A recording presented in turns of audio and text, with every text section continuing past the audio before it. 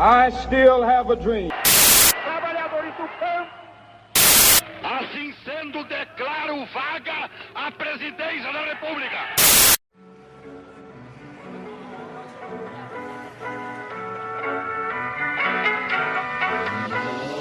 Bom dia, boa tarde, boa noite para você que está ouvindo Por História.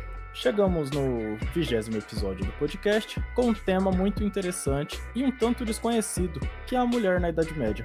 Aqui você vai compreender um pouco sobre o papel da mulher no medievo e o imaginário criado sobre a figura feminina. E para essa conversa, o Por História tem como convidada a medievalista doutora Adriana Zierer, que é especialista em História e Imaginário Medieval. Professora, se apresente aos nossos ouvintes, por gentileza. Bom, oi João Marcos, é um prazer estar participando aqui desse programa e tudo que relacionado à história medieval que a gente puder difundir, eu considero muito interessante, né? Então, assim, eu fiz graduação, mestrado e doutorado na Universidade Federal Fluminense e depois fui trabalhar na Universidade Estadual do Maranhão. Comecei os estudos medievais aqui no Maranhão e eu trabalho na graduação e pós-graduação da Universidade Estadual do Maranhão e também na pós-graduação da Universidade Federal do Maranhão. E eu também participo de um grupo que tem muito a ver com essa minha história, que é o Grupo Brada, Grupo de Estudos Celtas e Germânicos, e nós fazemos uma série de estudos e temos também uma revista chamada Brada, e que se encontra no site da Universidade Estadual do Maranhão, inclusive com material sobre mulheres, caso as pessoas se interessem, os ouvintes aqui do programa. Então é isso, vamos compreender um pouco sobre a mulher medieval após alguns anúncios.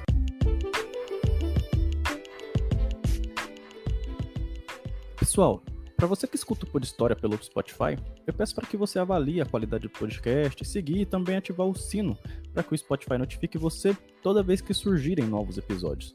Você pode realizar essas 3 etapas no canto superior esquerdo do podcast.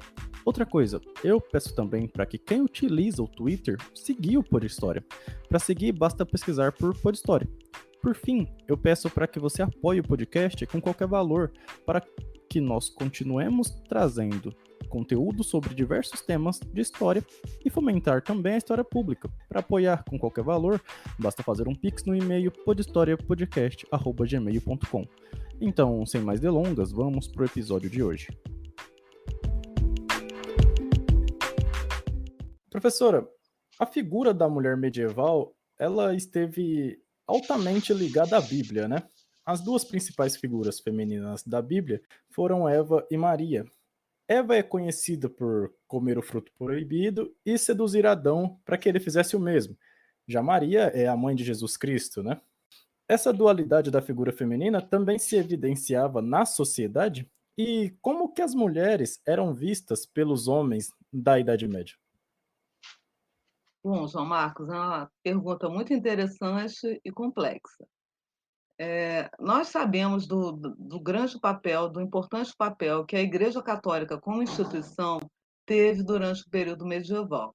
Então, nesse período, a Igreja Católica apresentava esses 2 grandes modelos. O grande modelo feminino, Maria, como você falou, mãe de Jesus, a mulher que é bondosa, redentora, e a sua grande opositora Eva, que teria levado Adão a pecar, e por causa disso, então, Adão e Eva foram expulsos do paraíso por terem comido o fruto proibido. Devido a isso, a mulher vai ter que ter dor no parto e os homens só vão conseguir o alimento através do seu trabalho. Então, tem todo um aspecto negativo da figura feminina. A Igreja Católica, de forma geral, dividia as mulheres nessas 2 vertentes. E a gente pode dizer que até hoje, nos dias atuais, ainda existe essa visão na nossa sociedade cristã ocidental. Então, nós ainda temos a ideia que tem aquela mulher, que é a mulher boa para casar, a mãe dos filhos de alguém, né? Essa aí é uma mulher pura, casta, etc. E a mulher pecadora, a mulher fácil, a mulher, né? Então, existe ainda na nossa sociedade atual essa visão com relação à mulher. Essa visão não mudou. Então, existe essa visão que a igreja procura colocar. mas essa não é a única visão que existe sobre a mulher. Nós temos também a visão de Maria Madalena, que é aquela que é a pecadora, arrependida, e nós temos também outras visões sobre mulheres, visões de mulheres, por exemplo, por exemplo, do fundo celta, que as mulheres estavam associadas a deusas, e nós temos figuras de mulheres que muitas vezes são mais independentes. Então, embora a igreja procurasse mostrar uma determinada visão da mulher que perpassava toda a sociedade, isso não quer dizer que essa fosse a única visão da mulher. E como é que os homens viam a mulher? Tanto dentro dessa imagem mais estereotipada, como também de maneira mais diversificada, porque a mulher ela não se encaixa nesse quadrado, né, que a igreja colocava, nem no passado e nem no presente.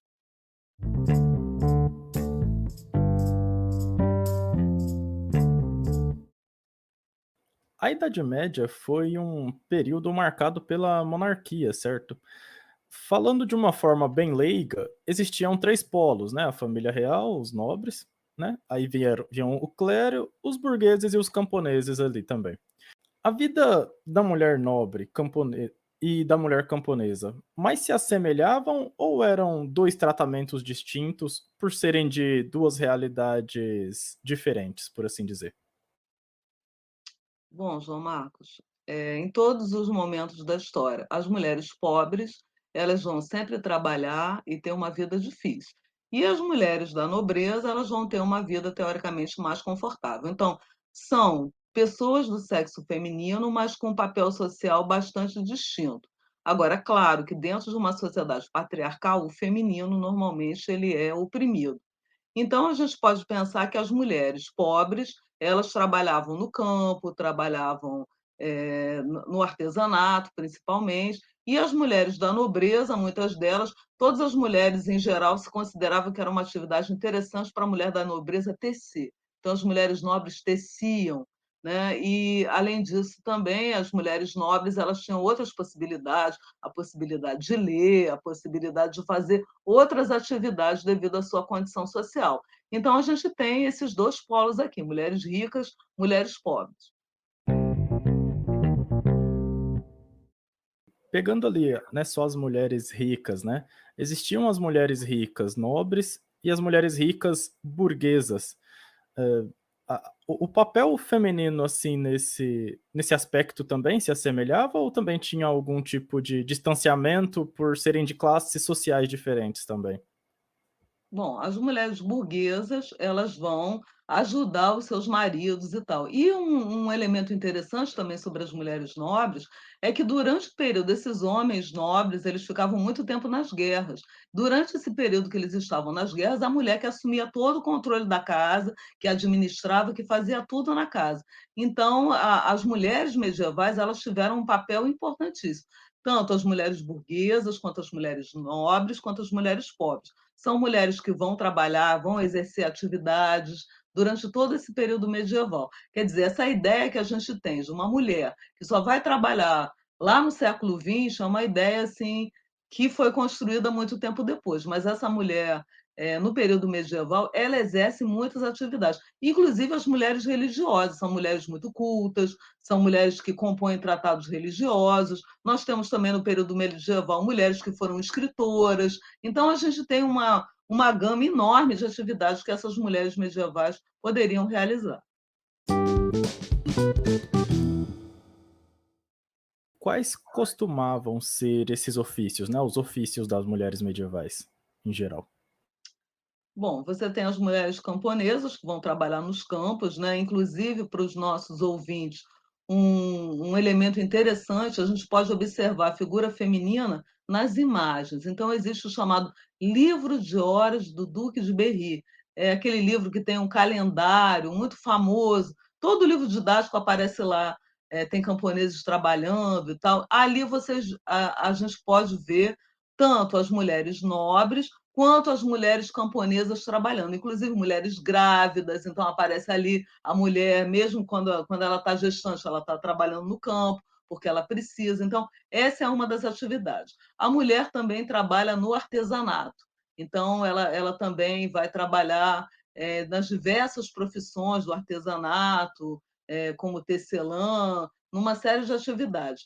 Tem aquele filme, Coração de Cavaleiro, que vocês com certeza já devem ter visto, aparece ali uma mulher ferreira. Eu fiquei muito intrigada com isso, eu falei: "Nossa, será que tinha mulher ferreira?". Tinha, também tinha mulher que poderia exercer a atividade de ferreira.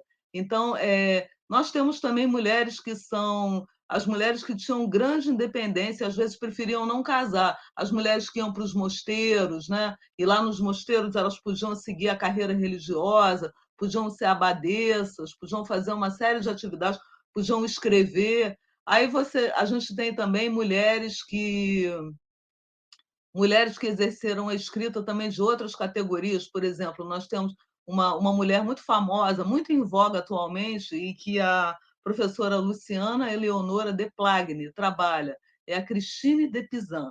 É uma mulher do século XV que fica viúva, fica sem recursos e passa a viver de livros. Então, ela escreve uma obra muito famosa chamada Cidade das Damas, e escreve outros livros, escreve para o rei. Então, é uma mulher e que vai viver da escrita. Então, às vezes, a gente pensa assim que seria uma coisa impossível uma mulher viver da escrita, mas nós já temos na Idade Média mulheres que viveram da escrita. E por aí vai.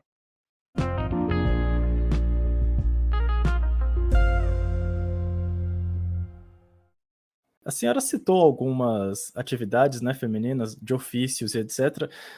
Mas e é algo que, quando a gente entra principalmente nesse universo de filmes, né, da fantasia sobre o medievo, aparecem mulheres militares, a exemplo da própria Joana d'Arc. As mulheres na Idade Média podiam seguir uma carreira militar ou era algo bem específico e difícil? No período medieval, a carreira militar para as mulheres era uma coisa difícil. Então, a Joana d'Arc ela não é uma regra, ela é uma exceção. As mulheres normalmente não exerciam atividades militares. Isso não quer dizer que, por exemplo, se um castelo fosse atacado, que a mulher não pudesse pegar numa arma ali para tentar se defender. Claro que sim, mas a mulher exercer uma atividade militar, isso é uma coisa, é um caso mais difícil. Nós temos também um caso lá de uma revolta antiga, na época ainda dos romanos, da Bodica, né?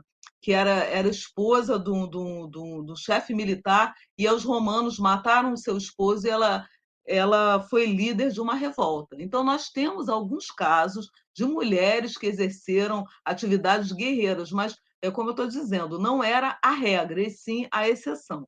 No caso de Joana d'Arc, por exemplo, Joana d'Arc era uma jovem do campesinato e que, teoricamente, quando foi ficando adolescente, passou a ter visões. E aí ela teve visões naquele período da chamada Guerra dos 100 Anos, no século XV, e ela, então, ela teve uma visão e que ela teria, num período muito complicado relacionado com a sucessão, e ela, então, queria se encontrar com o Delfim, ele ainda não era rei, era o príncipe, ela queria se encontrar com ele e ela considerava que era uma missão divina que ela, então, se encontrasse com ele e que ele fosse coroado como rei. E assim ela acreditava que ele venceria a Guerra dos 100 Anos. E ela também faz uma previsão lá que se ela não o conduzisse nessa missão divina, que os franceses iam perder a Guerra dos 100 Anos. E justamente ela vai se dirigindo a muitas pessoas e tentando se encontrar com o rei da França, e num primeiro momento ninguém dá atenção, mas depois, num momento lá que a França tinha perdido uma batalha, o pessoal resolve levá-la para conhecer o rei. E aí a gente vê isso às vezes nos filmes sobre Joana d'Arc, ela entra num aposento e fala: esse aqui é o rei da França. Ela fala: não. E ela se dirige a outra pessoa e fala: esse aqui que é o rei esse aqui que vai ser o futuro rei da França. E aí todo mundo fica muito impressionado, porque ela nunca tinha visto o príncipe, e ela, então, ela passa a receber essa função digamos assim, liderar o exército. E ela lidera o exército francês numa coisa totalmente inusitada para aquele período. Ela passa a liderar esse exército. Muitas pessoas acreditam nesse caráter religioso, nessas visões que ela tem, e aí ela lidera o exército e o exército francês consegue uma vitória importante na cidade de Orleans. E aí, a partir desse momento, então, ela vai ganhando cada vez mais importância e ela, então, acaba conseguindo levar o Delfim para ser coroado rei, em Reims. E aí, quando ela consegue isso, então, ela já havia sido ferida durante as batalhas e tudo, ela acaba sendo aprisionada. Ela é capturada pelos borgonheses. E aí, que eram franceses que apoiavam o rei da Inglaterra. E, nesse momento, através de um religioso que era francês, mas que apoiava os ingleses, ela é aprisionada e julgada num processo de inquisição, no qual ela é condenada. Qual é o motivo da condenação dela? É um motivo fútil, é um motivo que ela usava roupas masculinas, porque ninguém tinha nada para falar contra ela. Né? E então ela acaba sendo queimada, né?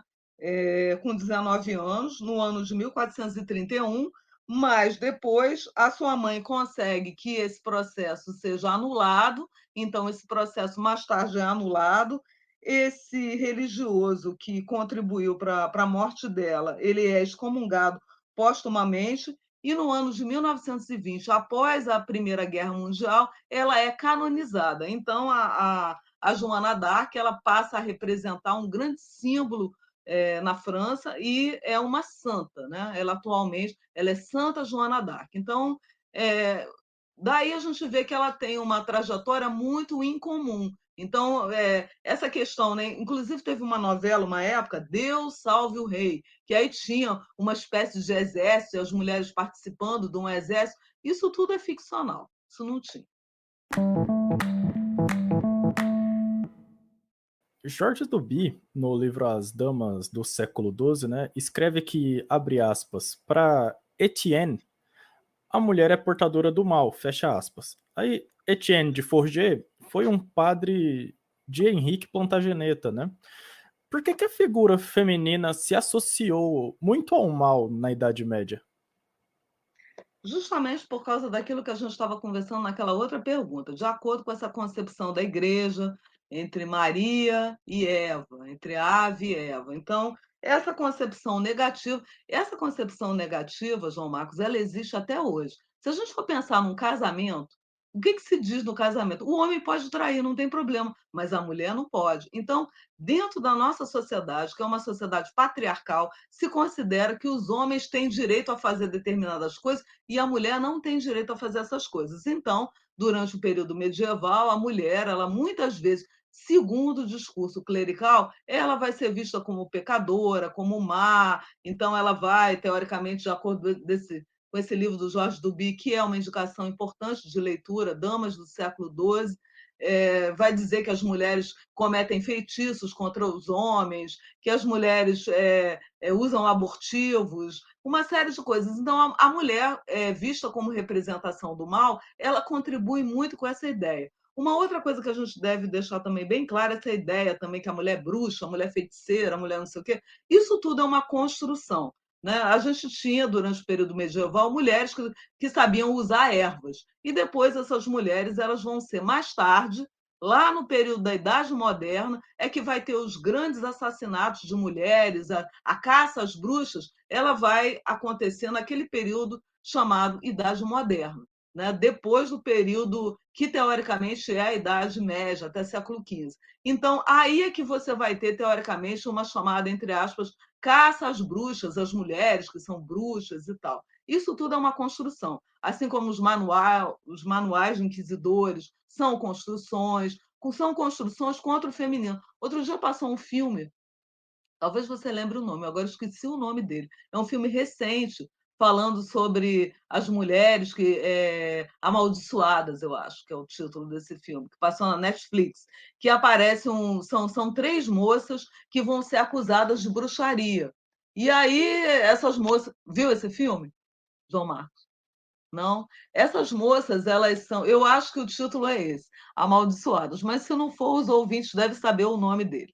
Essas moças elas foram aprisionadas, foram consideradas bruxas, E aí as pessoas que vão conversando com elas, os religiosos, eles não sabem quais são as características da bruxaria, o que é ser bruxa e tal. E eles vão perguntando para elas e elas vão inventando, porque elas são mulheres e filhas de pescadores, e elas acreditam que se os homens chegaram, eles não vão conseguir queimá-las. Então os caras vão perguntando, mas como é que você faz?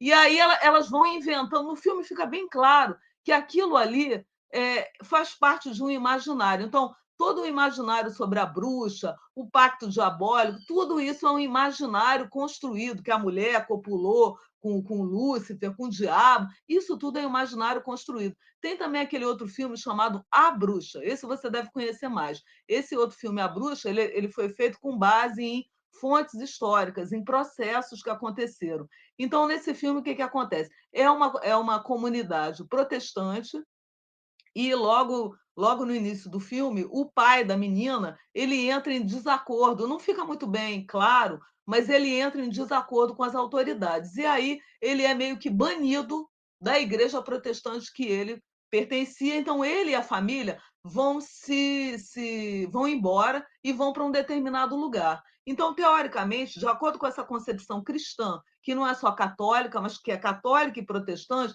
aqueles que estão desamparados da comunidade cristã, todo o mal vai atingir essas pessoas. Então, essa família a mãe, dois filhos pequenos, essa filha adolescente e um filho adolescente.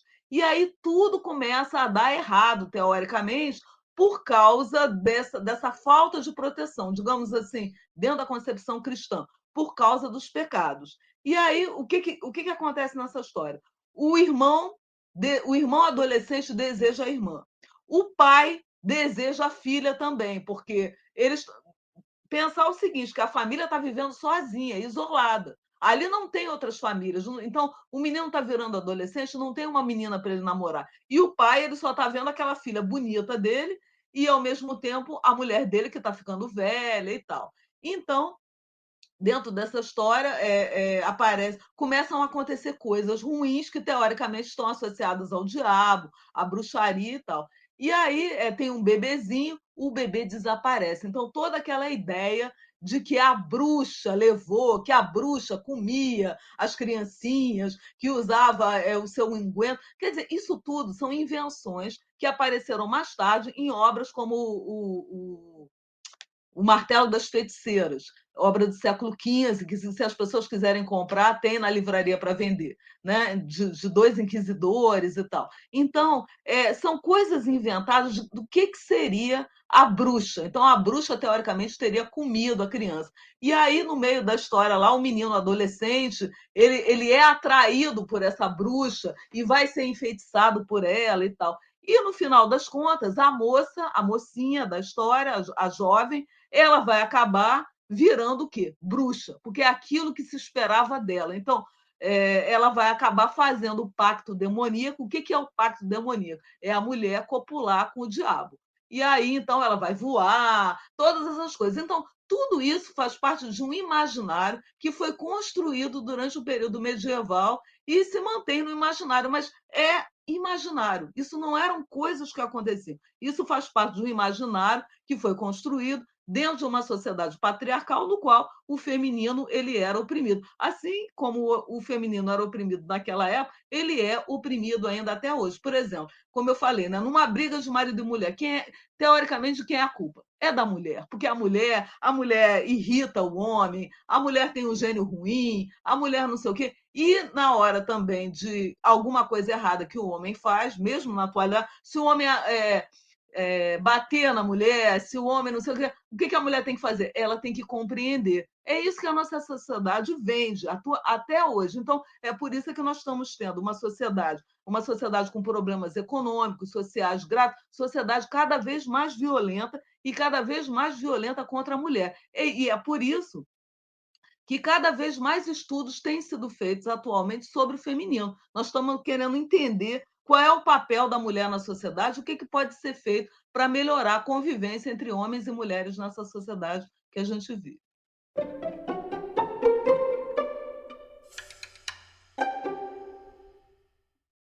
A senhora falou um pouco aí sobre a mulher do mal, né, por assim dizer. Porém, na Idade Média, né, nem toda mulher era associada ao mal ou ao diabo, né? A senhora citou o caso, por exemplo, de Maria. Isso. As freiras e abadesas, por exemplo, são mulheres devotas apenas a Deus.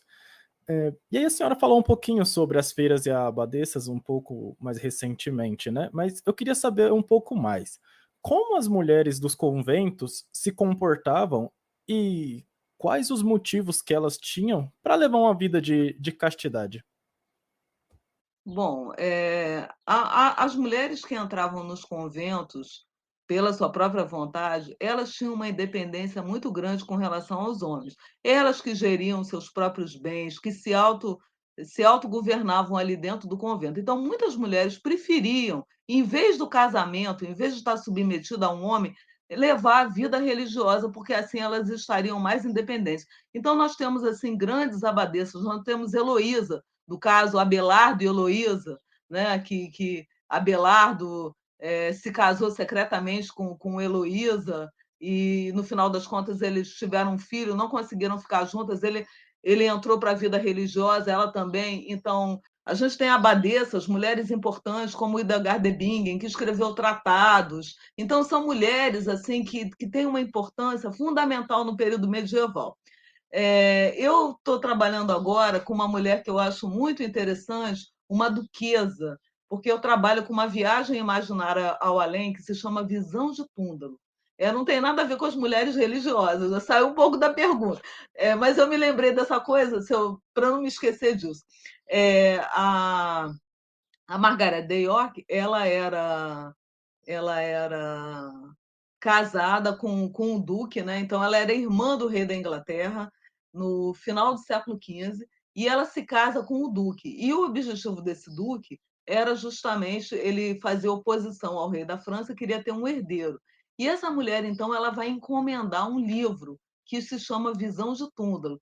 E ela era uma mulher religiosa, assim, uma figura assim fascinante, assim, né? Porque ela tinha toda essa ideia de dar descendência para esse marido, ela não consegue dar descendência para esse marido e ele passa a ignorá-la solenemente, não dá mais atenção nenhuma. Então, o que ela vai fazer da vida dela? Ela vai se dedicar a encomendar livros, então, todo o papel importante que a figura feminina tem também, a mulher da nobreza, né? Ela se preocupava com estudantes pobres, se preocupava em ajudar instituições religiosas, ela era muito devota das santas, ela tem todo um aspecto interessante de incentivar a produção de livros na Borgonha. Então, assim, são mulheres que fazem muitas coisas interessantes. E aí nós temos também essas religiosas importantes no período medieval, temos também Santa Clara, né, que fundou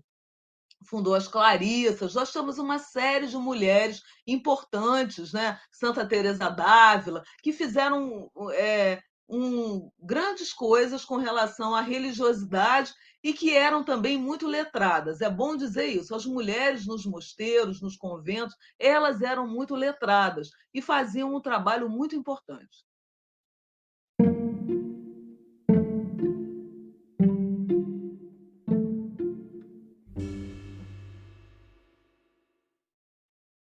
Entrando um pouco agora nos romances de cavalaria, né? Melhor. Nos romances de cavalaria, a mulher geralmente tem um papel bem definido, né? A gente tem exemplos como Isolda e Guinevere, né? Que se tornaram as algozes do amor cortês, por assim dizer. Explique aos ouvintes o que é o amor cortês e por que as mulheres do romances de cavalaria possuem esse caráter quase que místico nas narrativas. João Marcos, aqui dá para a gente ficar uma hora falando só sobre isso. Então, assim, porque essa parte dos romances de cavalaria, do amor cortês, é muito interessante. A gente vai ter no século XII uma manifestação cultural, que é o amor cortês, que vai se acreditar, por meio da literatura, que a mulher é que é a grande senhora. Então, o homem tem que estar submetido à mulher.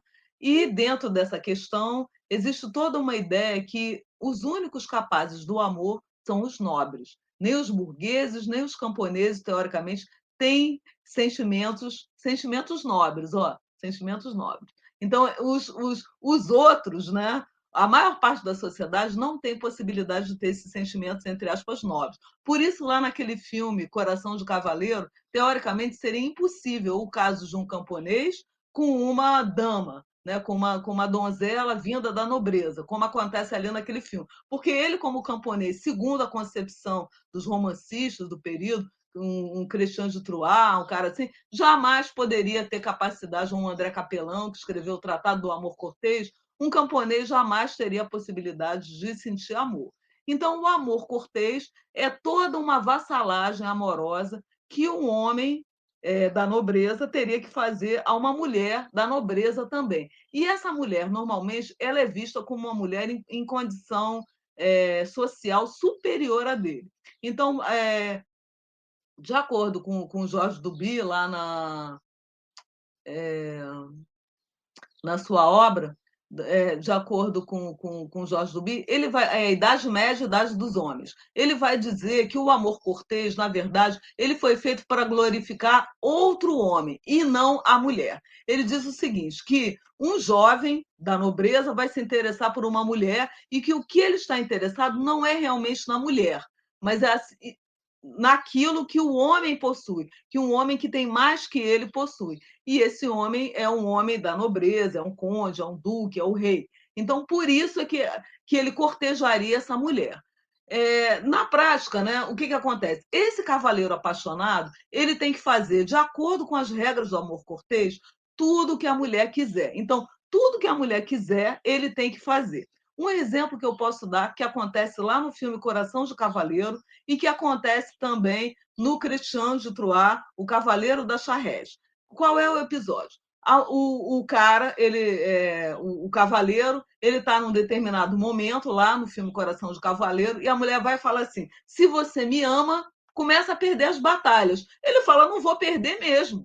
E aí ela fala: não vai perder, então eu não quero mais nada com você. E aí ele, como a ama, e dentro da questão da vassalagem amorosa, ele tem que fazer tudo que ela quiser. Então, ele começa então a perder, perder, perder, perder. E aí todo mundo fica, meu Deus, mas ele vence todas, como é que ele está perdendo? Ele está perdendo porque ele está exercendo a vassalagem amorosa e está fazendo tudo aquilo que a dama, a donzela, a dama, quer.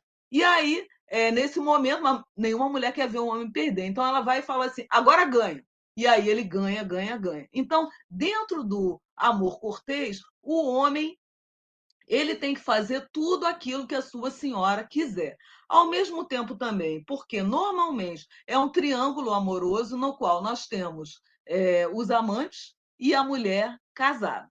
Então, nós temos esse apaixonado, ele não pode revelar a identidade da sua mulher, então da mulher que ele ama. Então, tem todo um código amoroso que ele deve seguir. Ele deve ser educado, ele deve ser gentil, ele deve presentear a dama. Aí, se ela gostar dele, ela vai dar um lencinho para ele, e aí ele suspira, e aí ela olha para ele uma vez. Então, nós temos dois tipos de amor cortês. O amor cortês, que não é realizado, que aparece muitas vezes nos poemas, o rapaz, que a gente chama até o amor platônico, ele fica lá muito apaixonado e nada acontece.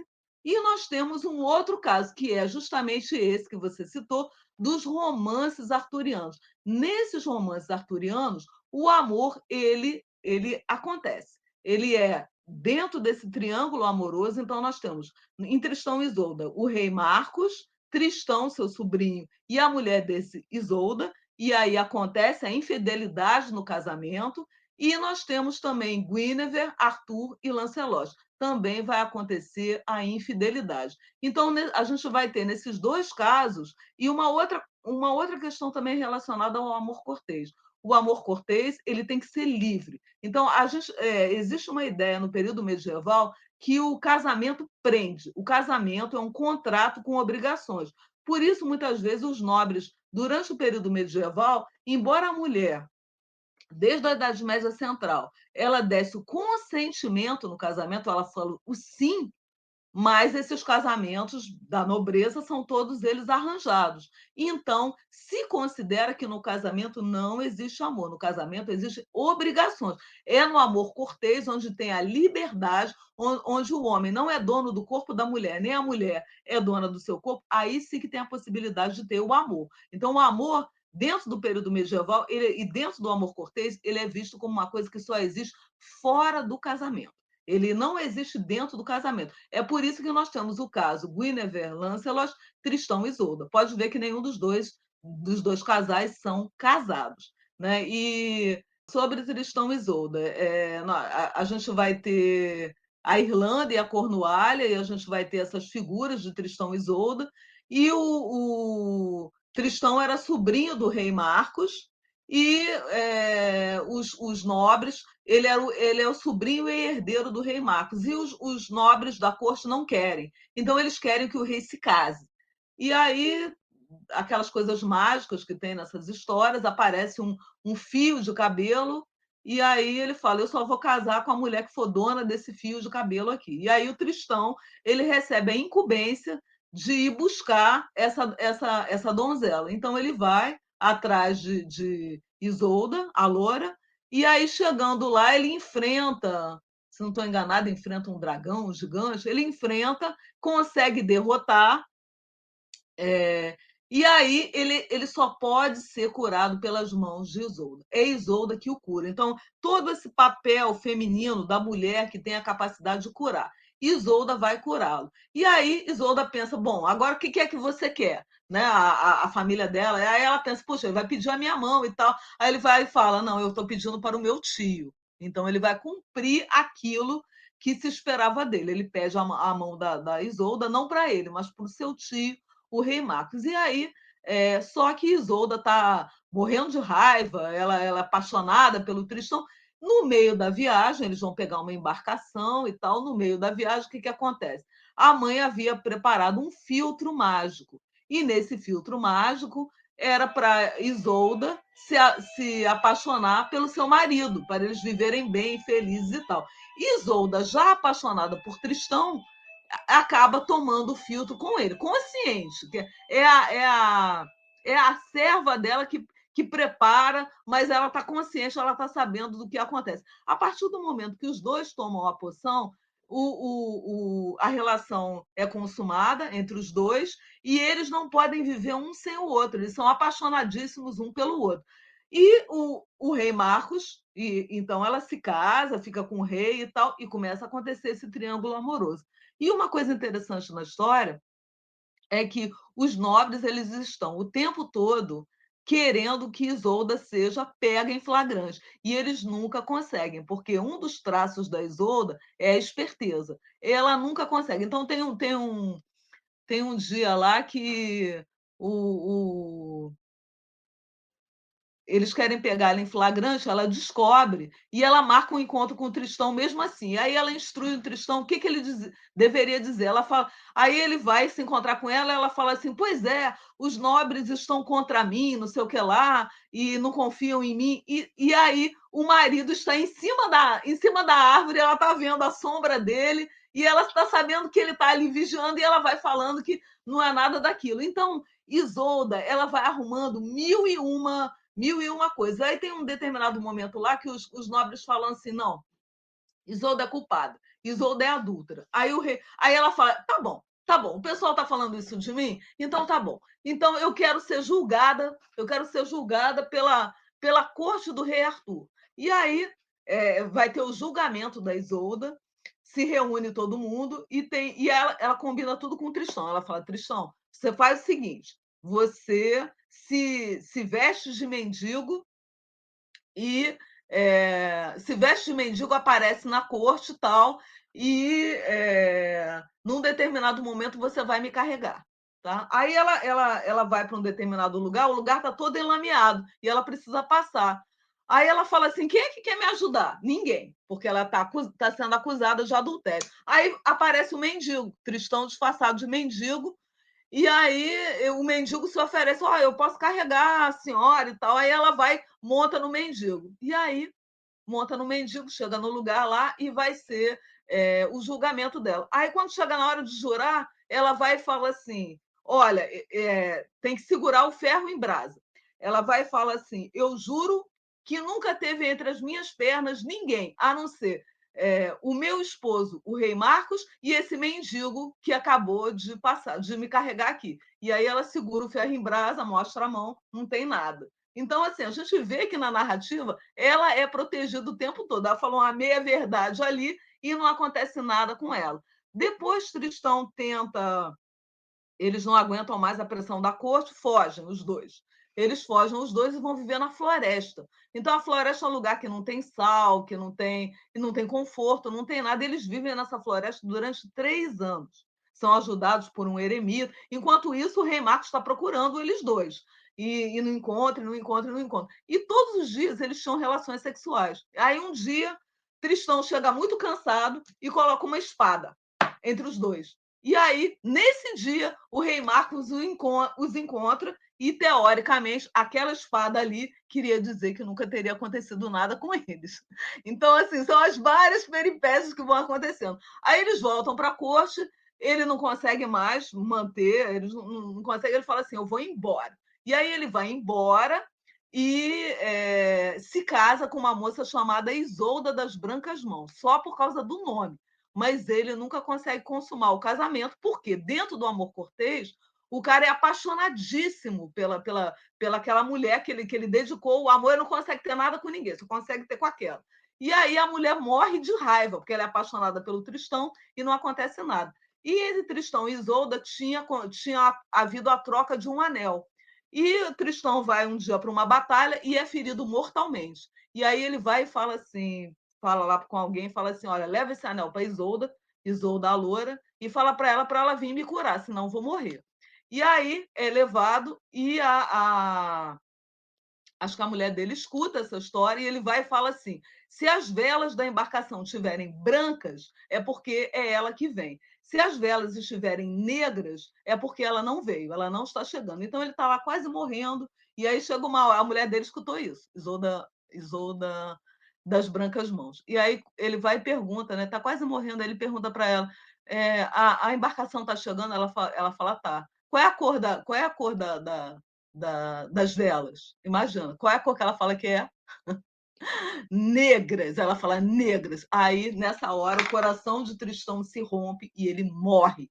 Morre de amor, porque a sua amada não veio, teoricamente. Logo depois chega Isolda, a loura, e quando ela vê seu amado Tristão morto, o seu coração se rompe e ela morre também. E aí, o rei Marcos, então, vem e manda enterrar os dois, cada um num túmulo, mas dos dois túmulos nasce uma planta que se encontra. Então, até depois da morte, Tristão e Isolda conseguem ficar juntos. Então, essa que é o amor cortês, ele também está muito ligado a toda essa ideia que nós, meninas, temos, que vai vir um príncipe encantado. De onde que vem isso? É da Idade Média. Que nós vamos encontrar um homem maravilhoso, com todas as características, bom, cortês, rico, né? Dentro da mitologia, rico, educado, amoroso, carinhoso. A mitologia também vai dizer que nós vamos encontrar o príncipe encantado que vai nos amar para sempre. Da onde que vem essa ideia desse amor que não acaba, o amor romântico? É do período medieval. Então, toda essa ideia sobre o amor romântico, ela vem do período medieval.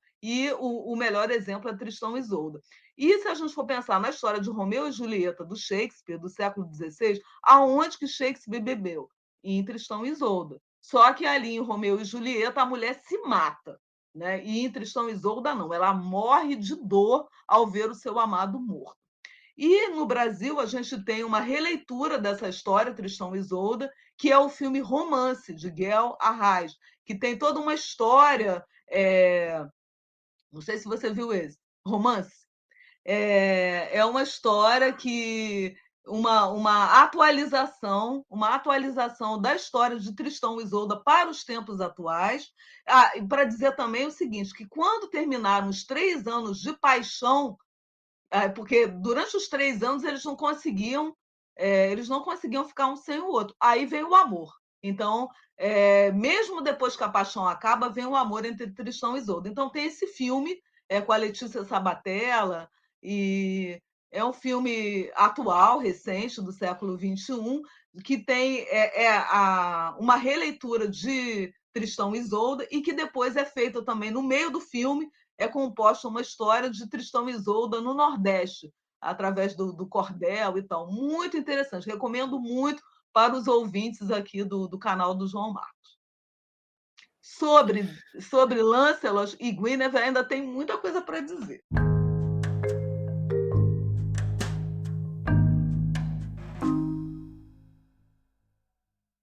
Ainda falando sobre a mulher dentro dos romances de cavalaria, algumas teses e artigos sobre o tema fazem uma comparação entre as mulheres do romance de cavalaria com Eva. E aí, principalmente da matéria da Bretanha, né, dos romances arturianos. Essas comparações realmente são possíveis? São, João Marcos. Então, assim, eu antes disso vou falar um pouco da história de Guinevere e Lancelot, que também aparece aí na matéria da Bretanha, nas narrativas, porque essas narrativas, né, toda a mitologia sobre o rei Arthur, né, essa mitologia se desenvolveu nesse período da Idade Média Central, principalmente, quando essas narrativas elas foram colocadas em verso por Christian de Troyes, e ele inventou o personagem Lancelot. Então, o personagem Lancelot, ele aparece pela primeira vez na narrativa O Conto da Charrete, né? Não, o conto não, o Cavaleiro da Charrete ou o Cavaleiro da Carreta. Então, é bom a gente, porque é para explicar todo esse papel da mulher, aí demoraremos muito tempo respondendo isso. Então, assim, o que acontece com Lancelot, ainda dentro de toda aquela história do amor cortês? Lancelot vai ser o cavaleiro que vai ser apaixonadíssimo por Guinevere dentro de toda a história do amor cortês. Então, dentro dessa paixão, ele vai fazer tudo por essa mulher. Então, dentro das narrativas do Christian de Troyes, o mais importante são os cavaleiros. Então, todas as aventuras começam na corte do rei Arthur, mas são os cavaleiros que fazem a ação. Então, Guinevere, um dia, ela é raptada.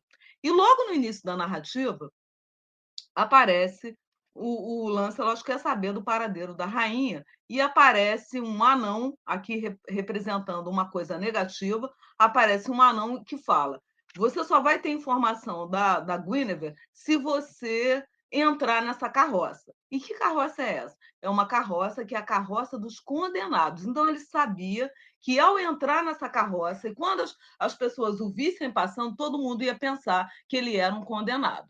Então, nessa hora, Lancelot titubeia por 2 passos. E por causa desses 2 passos que ele vai titubear, depois ele vai ser punido na narrativa.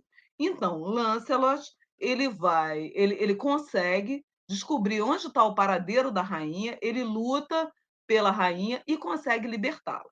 Quando ele consegue libertar a Guinevere, ele ganha o prêmio. Qual é o prêmio? É a consumação do amor. Ele vai passar uma noite com Guinevere, então vai consumar o ato sexual com a Guinevere. E aí, depois ela vai voltar para a corte arturiana, tudo lindo e maravilhoso. Esses são os romances do século XII. Mas nós vamos ter a cristianização das narrativas arturianas. Então, com a cristianização das narrativas arturianas, a partir da prosificação, os romances vão se tornar romances em prosa e vão ser cristianizados, aí nós teremos esse aspecto que você fala, isso é, o feminino com um aspecto altamente negativo, a mulher associada a Eva. E dentro dessa associação entre mulher e Eva, a gente pode dizer que a demanda do Santo Graal ela vai levar isso assim às últimas consequências. Na demanda do Santo Graal, o que nós temos? Nós temos o Santo Graal, que é o cálice bebido por Cristo na última ceia e com seu sangue vertido durante a crucificação, que foi recolhido por José de Arimateia e levado da Palestina até a Inglaterra. E vai ser o Santo Graal que vai dar prosperidade e abundância ao reino arturiano. Muito bem, a narrativa vai começar com uma cerimônia assim. Chega o Santo Graal, os cavaleiros estão ali reunidos, é como se eles fossem alimentados material e espiritualmente pelo Santo Graal, tudo lindo e maravilhoso. Porém, devido aos pecados do rei Arthur e da maioria dos seus 150 cavaleiros, o Graal vai embora do rei. E esse Graal ele só pode ser obtido de volta por um cavaleiro puro e sem pecados. Quem é esse cavaleiro? Galaás, ou Galahad, o filho de Lancelot do Lago. Como que Lancelot... Aí podemos nos perguntar, mas como assim que Lancelot tem um filho? Esse filho é com a rainha Guinevere? Não. Esse filho é de outra mulher. Mas, puxa, professora Adriana, você não está dizendo que os cavaleiros eles só têm alguma coisa... Se for com a mulher amada, foi porque a filha do rei pescador, o guardião do Graal, lançou um encantamento sobre Lancelot. Qual foi o encantamento?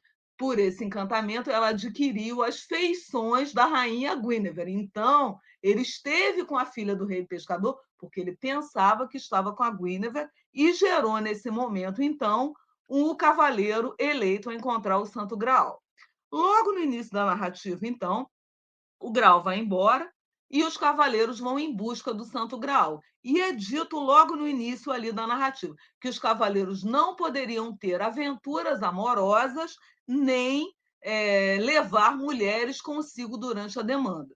Então, o que acontece? A maioria dos 150 cavaleiros vão na demanda, mas eles não conseguem sucesso. Por quê? Porque são pecadores. E tem toda uma ideia que são pecadores justamente por culpa da figura feminina. O pecado, principalmente, é o pecado sexual, o pecado carnal, é a infidelidade no casamento. Então, aqui, Lancelot, que na obra O Cavaleiro da Carreta, O Cavaleiro da Charrete, ele era o melhor cavaleiro do mundo, ele já não vai mais ter essa posição. Por quê? Porque ele é pecador por causa da infidelidade que ele exerce com a rainha Guinevere contra o seu rei, o rei Arthur. Então, os cavaleiros saem na demanda, mas muitos deles não vão ser os cavaleiros eleitos para encontrar o Santo Graal, porque eles são pecadores e o principal pecado deles é a luxúria. Com relação à figura feminina, nós podemos dizer que a mulher na demanda do Santo Graal é quase uma figura misógina, uma visão misógina, uma visão negativa sobre o feminino. Então, o que acontece? A maioria das mulheres que aparecem ali, elas estão na narrativa associadas a Eva, com o objetivo de desvirtuar os cavaleiros. Então, só para contar rapidamente um caso, nós temos um cavaleiro que é considerado lindo e maravilhoso, o cavaleiro Eric. E aí, esse cavaleiro, ele é um dos cavaleiros da Távola Redonda, é considerado bom cavaleiro, tem todas as características, é corajoso, bom cristão, tudo isso. E aí, um dia, ele estava num determinado lugar, aparece uma mulher perto dele e fala assim: cavaleiro, eu quero lhe pedir um dom, um presente. E nas narrativas arturianas, o dom sempre é uma coisa, sempre é assim: eu quero o seu reino todo, eu quero sua mulher, é sempre alguma coisa que vai levar a tragédias na literatura arturiana. Ele fala assim: tá bom, pode pedir, eu dou o que você quiser. Aí ela fala assim: tá vendo essa moça aí que está sentada com você? Eu quero a cabeça dela. Sabe quem era essa mulher? Essa mulher era a irmã dele. E aí o cavaleiro Eric ele fica numa dualidade. O que ele faz? O cavaleiro, uma das características do cavaleiro medieval é que ele tem que manter a palavra dada, senão ele seria um perjuro, um mentiroso. O que ele faz? Ele mantém a palavra dada e mata sua própria irmã, ou ele fica sendo mentiroso e não mantém a palavra? Então ele fica nessa dualidade, não sabe o que faz, pede para ser morto, para alguém matá-lo, ninguém quer matá-lo, então ele vai, o que ele faz? Ele mata a irmã. Então nós temos na demanda do Santo Grau vários pares, mulher boa, mulher má, mulher pecadora, mulher Eva e mulher Maria. Então podemos dizer que a irmã do Eric é o símbolo de Maria, porque é uma mulher inocente, não tinha feito nada a ninguém, e nós temos a outra má, mulher Eva, que levou o cavaleiro a cometer um ato mau, o fratricídio, matar sua própria irmã. Né? Então, esse é um caso. Nós temos também, então, portanto, Eric não vai conseguir encontrar o Santo Graal. Está mais do que provado que não vai conseguir. Nós temos os 3 cavaleiros eleitos. Quem são os cavaleiros eleitos nessa narrativa? São 3. É o cavaleiro Galahad, o filho de Lancelot, o cavaleiro Percival, que numa outra obra do Christian de Troyes, O Conto do Graal, era o cavaleiro principal a encontrar o Graal, e nós temos o cavaleiro Bors. Dentro dessa ideia que a mulher é que leva os cavaleiros para o mal, o cavaleiro mais puro e mais perfeito, embora seja um filho ilegítimo, que é o caso do Galaás, filho de Lancelot, ele é o cavaleiro completamente puro. E esses 3 cavaleiros, eles vão sofrer tentações. O cavaleiro Bors não era virgem. Então, dos 3 cavaleiros, é o menos na hierarquia entre Galaás, Percival e Bors. Bors está em último lugar, porque tinha cometido o ato sexual uma única vez na vida. Por quê? Pelo encantamento. Não conseguiu vencer um encantamento que uma mulher uma vez fez contra ele, então, por causa disso, teve relação sexual, gerou um filho, Elaim o Branco, um dos cavaleiros da Távola Redonda. Então, por conta desse pecado, da visão da narrativa, Bors vai passar a demanda se penitenciando, jejuando e tal. O segundo cavaleiro em importância, de baixo para cima, do menos importante para o mais importante, Percival. Percival, dentro dessa questão de mulher Eva, que João Marcos está querendo saber. Percival, ele quase vai tendo relação sexual com uma moça. O que acontece um dia? Um dia ele está sozinho, aparece uma moça muito bonita, solitária, perto dele. E aí ele começa a ficar gamadão na moça, né? E aí, nesse momento, vem uma voz do céu, como se fosse um trovão. E aí, o que era aquela voz? Era Deus, né? E aí, Deus que tinha falado com ele: ai, Percival, não faz isso. Mais ou menos assim. E aí, ele cai desmaiado. Quando ele acorda, em que aquela mulher tinha se transformado? No demônio. Então, tem lá: é a mulher que havia o tentado para o seduzir e o colocar em pecado mortal. Então, Percival, ele quase comete a ação. Não comete porque Deus não deixa. E o terceiro e o mais importante dos cavaleiros é o cavaleiro Galaás. Então, outro episódio de mulher Eva que tenta Galaás. Então, o que acontece? Galaás chega num determinado dia no castelo do rei Brutus, e pede albergagem, ele e um dos seus companheiros, o cavaleiro Bors. Nesse momento, o rei Brutus, então, dá hospedagem para ele, podem vir, ficar na minha casa, o que vocês quiserem e tal. E aí, o rei Brutus tem uma filha, uma donzela de 15 anos, muito bonita, que até então não tinha nunca se apaixonado por ninguém. Só que aí, quando ela viu assim o Galaás, que eu gosto de brincar com as meninas, né? Da minha época, assim, um Brad Pitt, é como se Galaás fosse assim, um homem lindíssimo, um ator de Hollywood maravilhoso, lindo, como o Brad Pitt, ou um outro mais lindo que a gente possa imaginar. Lindo, maravilhoso, mas não queria nada com ninguém. O negócio dele era ir atrás do Santo Graal. Muito bem. E aí essa moça começa, que o nome dela não aparece na narrativa, essa moça começa a conversar lá com a sua ama, a sua serva, e fala: olha, eu estou apaixonadíssima por esse moço, eu quero ficar com ele, eu quero ter alguma coisa com ele. Ela fala: você está louca, você é da nobreza, esse cara vai embora, ele não vai ficar aqui, ele não quer nada com você, ele tem a missão dele lá. Ela fala: eu não quero saber, eu estou apaixonada. Então é a questão da mulher Eva, a mulher louca, ela quer porque quer aquele homem, ela quer. E aí, quando chega no meio da noite, todo mundo vai dormir, essa moça, eu gosto de pensar assim, que ela apareceu quase nua no quarto onde o Galaás estava. E aí ela aparece perto dele e ele está dormindo aquele sono de pedra. Imagina ele lá roncando, dormindo no sono de pedra. E ele usava uma estamenha, era um silício para machucar o corpo dele, lembrar aquilo que Jesus havia sofrido. É uma espécie de armadura isso aqui, né? Uma armadura, como se fosse uma armadura espiritual, digamos assim. Então ele usa essa estamenha, e aí quando ela vai lá, ela vai sacudir ele: acorda, Galás, vem aqui ter alguma coisa comigo. Ele fala assim: opa, oi, donzela, o que você está querendo aqui? Então ela fala: não, quero ficar com você. Ele fala: olha, se você está querendo alguma coisa comigo, alguém te deu um mau conselho, porque eu me preocupo mais com a salvação da minha alma do que fazer a sua vontade. Ela fala assim: como é que é? Você não vai querer nada comigo? Eu, uma mulher linda, maravilhosa, você não quer nada comigo? Ele fala: não, não quer. Ela fala assim: olha, se você não quiser nada comigo, você não vai sair vivo daqui, porque eu vou me matar com a sua espada e você vai ser acusado do meu assassinato. Aí Galaás para e fala: opa, peraí. E aí, nesse momento, Galaás para e pensa o que ele vai fazer, e ele decide assim: eu vou aceitar o que ela quer, isso é, ter uma noite de amor com ela.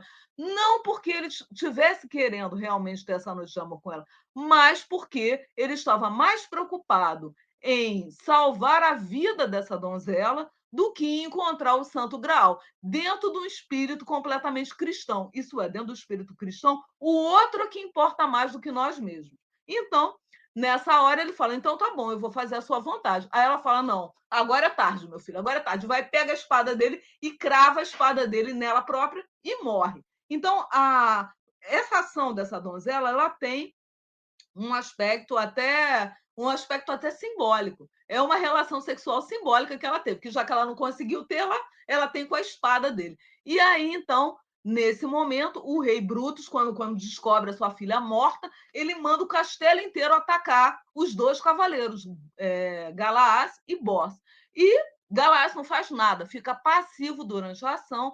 É o Bors que vai defender os dois. Por que ele não faz nada? A espada dele está cravada no corpo da garota, ele não faz nada. E aí os caras vão enfrentando o boss, todos eles perdem, ele vai vencendo todos. E num determinado momento, o rei pede que aquilo parasse, porque era o juízo de Deus, então Deus tinha manifestado a sua vontade e através das mortes daqueles cavaleiros que vieram lutar contra os dois, então Galaás era inocente. Inclusive, passou um filme outro dia, que eu também não sei se você viu, que eu recomendo a todos, O Último Duelo, que tem justamente uma moça que é violentada e o marido dela vai lutar contra outro nobre, é um fato real, que aconteceu na França, no século XV, é o último duelo que aconteceu. E aí esse duelo é pela honra da moça. E aí também é considerado que Deus vai se manifestar. Quem vai ganhar o duelo? Aquele que violentou e que não assume que violentou ou o marido? Isso acontece nesse filme aí, caso os nossos ouvintes queiram assistir. Recomendo muito. Tem uma cena maravilhosa de duelo e também mostra muito a condição feminina no período medieval. Muito interessante. Então, esse aí é um dos casos é um dos casos que mostra a mulher como a Eva pecadora de um lado. Mas de um outro lado, a gente precisa se aprofundar nas narrativas arturianas, mesmo aquelas que foram cristianizadas. Então, mesmo na narrativa arturiana cristianizada, que a mulher ela tem aspectos teoricamente negativos, nós encontramos um eco da figura feminina ambígua. Então, um exemplo da figura feminina ambígua é a rainha Guinevere. Na narrativa, é descoberta a traição da rainha Guinevere ao rei Arthur com Lancelot. Nesse momento, o rei quer mandar queimar a rainha. E aí tem uma fala do povo que fala: ai, boa senhora, boa mulher, se ela for queimada, o que vai ser das pessoas pobres e tal? É uma visão positiva de uma mulher que é adulta. Um outro caso também, nós temos o caso, por exemplo, de Morgana. Morgana, que nos primeiros relatos arturianos ela aparece como uma fada, né? Como a senhora da ilha de Avalon, que tem o poder da cura. Na demanda do Santo Graal, como é que ela aparece? Pecadora. Então, Lancelot vai ter um sonho premonitório em que a sua mãe e o seu pai aparecem para ele e falam: olha, você vai para o inferno se você estiver assim. Você tem que se afastar dessa mulher. E aí, nesse sonho, Galaás sonha que estão no inferno. Morgana, vestida nua, vestida com uma pele de lobo, um aspecto de animalidade, sendo carregada por demônios ao inferno. E Morgana quer que Lancelot seja levado ao inferno. E, ao mesmo tempo, também está no inferno Guinevere, queimando numa cadeira, nua, com a língua tirada para fora da boca. Então, a gente tem uma mistura entre imagem dessas mulheres negativas e positivas. E, ao mesmo tempo, Morgana, no final da obra Demanda do Santo Graal, ela aparece com seus antigos atributos de fada. Ela aparece quando o rei Arthur ele é mortalmente ferido pelo seu filho e sobrinho Mordred, aparece a figura de Morgana para, junto com outras fadas, levá-lo para a ilha de Avalon para curá-lo dos seus ferimentos. Então, a gente vê aí uma visão ambígua com relação à mulher. Ela é negativa e positiva. Ela é, em determinados momentos, completamente negativa, como no caso da filha do rei Brutus, ou no caso da mulher que quis a cabeça da irmã de Eric. Ela é uma imagem ambígua. No caso de Isolda, não. No caso de Guinevere e no caso de Morgana. E nós temos ainda uma terceira visão sobre a mulher na demanda, que é a visão positiva, a mulher associada a Maria. Então, quem vai conseguir levar os 3 cavaleiros eleitos, Galaás, Percival e Bors, a encontrar o Santo Graal é justamente uma mulher. Vai ser a irmã de Pércival, cujo nome nós não sabemos. Essa mulher ela tem atributos claramente marianos, associados com a Virgem Maria, de bondade, tudo. Além do mais, ela também está associada às antigas fadas da mitologia celta. Então, na mitologia celta, nós temos, em algumas narrativas, mulheres sobrenaturais que aparecem e atraem o herói para uma terra para uma terra de felicidade, para uma terra onde não é necessário o trabalho, elas é que sabem o caminho desse lugar maravilhoso, utópico, onde esses homens vão. Então, o papel da irmã de Pércival na demanda do Santo Graal é de conduzir os cavaleiros eleitos, assim como as fadas conduziam os heróis para o outro mundo céltico. E no caso da irmã de Pércival, ela havia feito, ela entrega para o cavaleiro eleito, Galaás, a espada da estranha cinta. Só podia puxar essa espada da bainha o cavaleiro eleito, que é a Galaás. E a bainha havia sido feita com os cabelos dela, que ela havia cortado os cabelos, então, cortado o atributo da beleza e as correias dos seus cabelos, para fazer essa espada. E num outro momento da narrativa, uma mulher leprosa, isso é, mulher com características de Eva. Se considerava que a lepra na Idade Média estava associada ao pecado. Que essa mulher leprosa, ela exige o sangue puro de quem passasse por lá. E ela vai exigir que a irmã de Pércival entregue uma escudela com sangue. Os cavaleiros não vão aceitar, os cavaleiros eleitos vão brigar, vão morrer pessoas no castelo, e num determinado momento a irmã de Pércival fala: não, eu agora não quero mais que ninguém morra por minha causa, e por causa disso, então, eu aceito entregar o meu sangue para a cura dessa leprosa. E aí as brigas vão parar, ela vai entregar o sangue dela, mas ela vai morrer em virtude de ter perdido tanto sangue assim. A donzela má, com características de Eva, vai tomar banho naquele sangue, vai ficar boa, e depois Deus vai mandar punição. Isso é, vai matar todo mundo do castelo. Então, se a gente for observar, dentro da demanda do Santo Graal, embora nós temos, num primeiro momento, uma visão negativa sobre o feminino, nós, na verdade, temos três visões: a visão negativa, a visão ambígua e a visão positiva da mulher associada a Maria. Então, tudo é muito mais complexo no período medieval do que a simples dicotomia mulher-Eva no período medieval.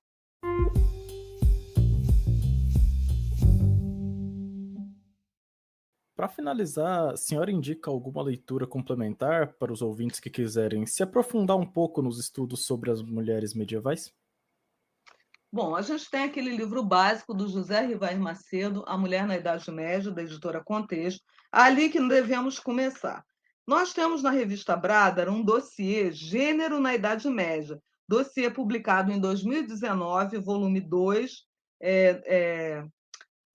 Revista Brada, volume 19, número 2, 2019. Então, quem tiver interesse, nós temos. Assim, com relação à bibliografia, eu queria falar mais de nomes de autores, do que autores e autoras, do que de livros especificamente. Nós temos alguns. Nós temos essa Mulher na Idade Média, As Damas do Século XII, que você já se referiu aqui, tem a História das Mulheres, a História das Mulheres no Ocidente, o volume referente à Idade Média, que é coordenado por Jorge Duby e Michel Perrault, e tem um outro volume sobre a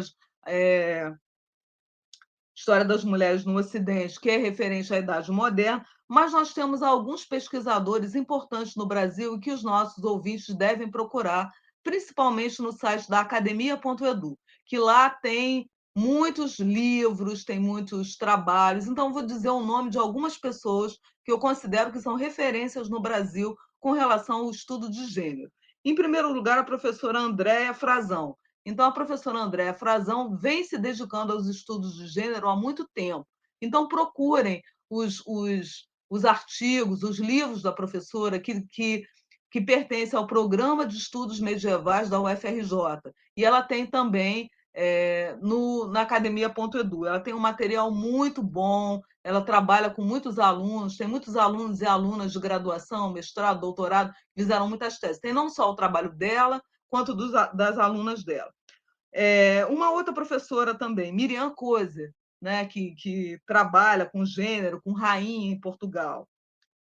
Outra professora que eu citei hoje, Luciana De Plagni, que trabalha com a figura de Cristine de Pizan, da Universidade Federal da Paraíba, que também faz um evento muito importante a cada 2 anos. Então, também indico os trabalhos da professora Luciana.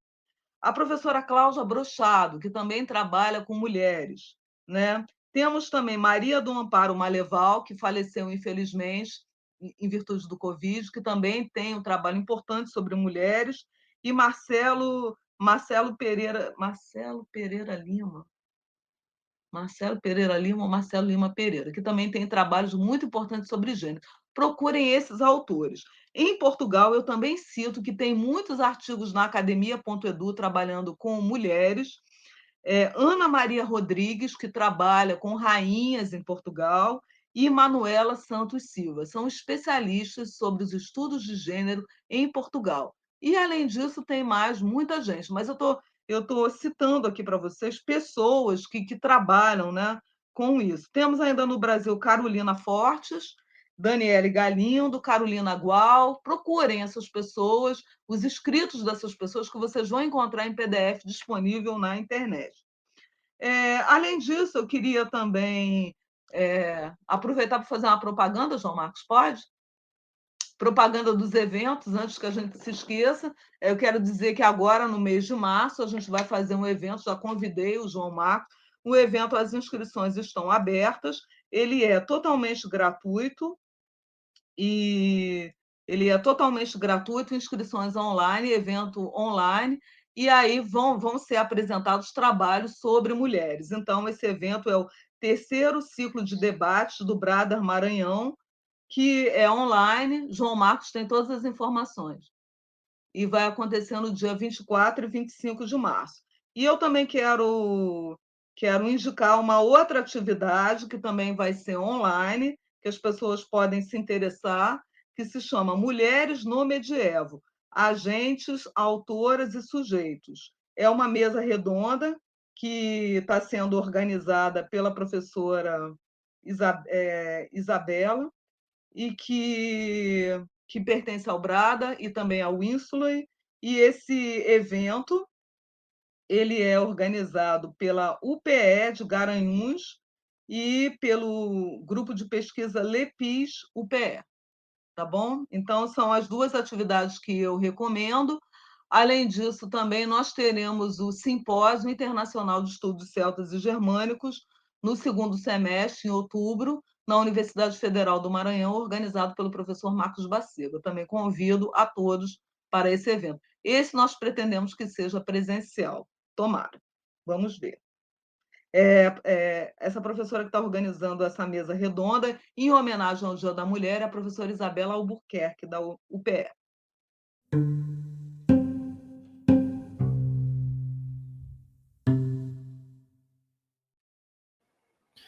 Muito bem, essa foi a professora Adriana. Agradeço, viu, professora, por aceitar o convite e conversar com a gente sobre a mulher na Idade Média. E um abraço, viu? Obrigada, João Marcos, pela oportunidade.